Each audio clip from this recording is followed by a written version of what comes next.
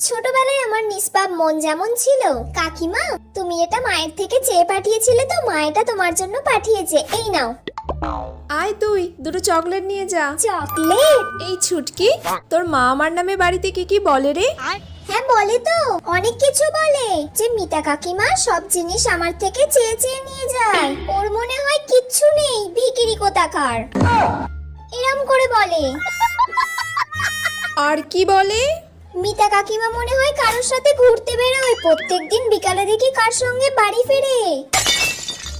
হ্যাঁ আরো বলে ওর সঙ্গে ঝগড়ায় তো কেউ পারবে না, সব মানুষের সাথে ও নিজে গিয়ে ঝগড়া করে, তার দোষ থাকুক বা না থাকুক, আর ওর সাথে আমি থাকি বলে আমারও জ্বালা, সব ভুলগুলো জেনেও আমাকে ওকে সাপোর্ট করে যেতে হয়।